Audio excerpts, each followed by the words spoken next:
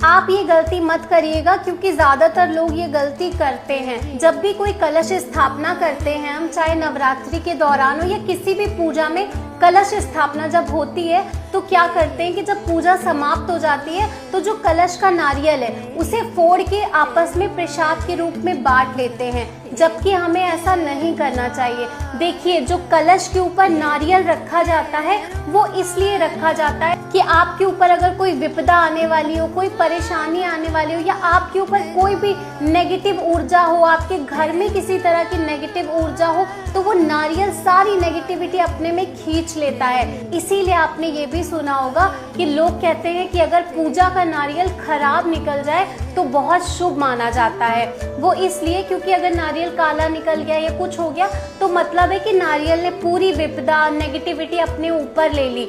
इसीलिए हम अलग से भी माता रानी को श्रीफल यानी कि नारियल अर्पित करते हैं, ताकि प्रसाद के रूप में हम वो वाला नारियल खा सके। तो आपको कभी भी कलश का नारियल नहीं खाना है, उसे आप फोड़ के देख सकते हैं वो कैसा निकला है। उसके बाद आप उसे गाय को खिला सकते हैं, या तो फिर आप उसे लाल कपड़े में बांध के चलते जल में प्रवाह भी कर सकते हैं। राधे राधे।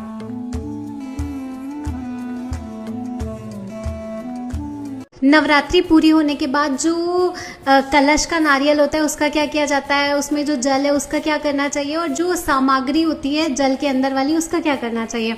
तो देखिए, जैसे ही नवरात्रि पूर्ण हो जाए तो जब आप कलश हटाओ ना, उसके बाद आपको क्या करना है, नारियल को फोड़ के चेक करना है। अगर नारियल खराब निकल रहा है तो इट मीन्स कि आपके घर में कुछ तो नेगेटिविटी थी जो माता रानी ने खत्म कर दी है। और अगर नारियल अच्छा निकल रहा है तो कुछ लोग क्या करते हैं कि वो आपस में प्रसाद की तरह बांट लेते हैं, और कुछ लोग उस नारियल को चलते जल में प्रवाह कर देते हैं। तो आप दोनों में से कुछ भी कर सकते हैं, बट एक बार नारियल को फोड़ के जरूर चेक कर लीजिए। उससे आपको आपके घर की एनर्जी का भी पता चल जाएगा कि कैसी है। खराब है तो इट मीन्स की नेगेटिविटी थी, माता रानी ने वो दूर कर दी, और अगर अच्छा निकल रहा है तो इट मीन्स कि आपके घर में कोई भी नकारात्मक ऊर्जा नहीं है। दूसरा, जो कलश का जल होता है उसे अपने घर में जितने लोग हैं सबके ऊपर छिड़किए, मतलब डालिए, और पूरे घर में आपको वो जल ऐसे से डालना होता है हर कोने में। और बचे हुए जल को आप किसी बॉटल में भर कर रख लो, और डेली भी अगर आप उसे अपने घर में डालोगे ना तो उससे बहुत पॉजिटिविटी आती है।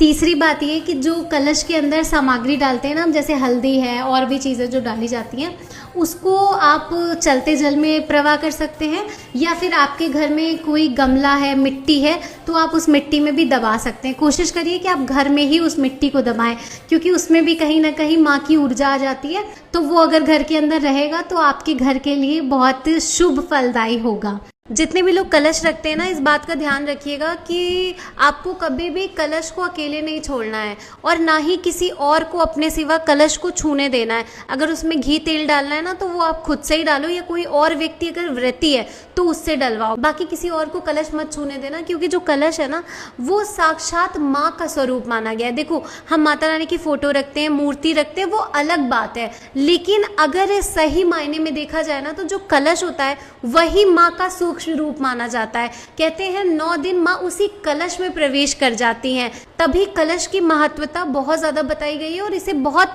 शुद्ध और पवित्र तरीके से छुआ जाता है। और देखो, क्या लोग करते हैं कि कलश घर में रखा है और कोई काम आ गया तो पूरे घर में ताला लगा के चले गए। आपको ऐसा कभी नहीं करना है। कोशिश करो कि अगर आप व्रत हो तो आप कहीं मत जाओ, कलश को छोड़कर आप कलश के पास ही रहो 9 दिन तक। और अगर बहुत इंपॉर्टेंट है तो घर में कोई ना कोई ऐसा व्यक्ति छोड़ के जाओ जो कलश के आसपास रह सके उतनी देर। दूसरा, रात के समय लोग गलती करते हैं कि कलश को अकेला छोड़ देते हैं, या तो मंदिर अलग रूम में होगा तो वो रूम बंद कर दिया, या वो रूम खाली पड़ा है, मंदिर के पट लगा दिए। तो ऐसा आपको नहीं करना। आपको रात के समय कलश के आसपास ही सोना है। जिस रूम में कलश है आप वहीं पर सोइए। इसीलिए जो व्रत रखते हैं ना लोग, वो या तो जमीन पर लेटते हैं, या फिर चारपाई पर, या फिर फोल्डिंग पर लेटते हैं, और कलश के आसपास ही अपना आसन लगाते हैं रात के लिए भी, और दिन में भी वो कलश के आसपास रहते हैं। तो ध्यान रखना कि कलश को आपको कभी अकेले नहीं छोड़ना है, वो स्वयं माता रानी है आपके घर में सूक्ष्म रूप में। और एक बात का और ध्यान रखना है आपको कि अगर आप 9 दिन का व्रत हैं तो आपको ना तो किसी और के पैर छूने हैं 9 दिन के लिए, ना ही किसी और से अपने पैर छुआने हैं। छू भले लो, लेकिन कोशिश करो कि कोई आपके पैर ना छुए, इतना जरूर ध्यान रखिएगा। तो ये कुछ बातें मुझे लगा कि आप सबसे बतानी चाहिए, इसीलिए मैंने ये वीडियो बनाया। राधे राधे।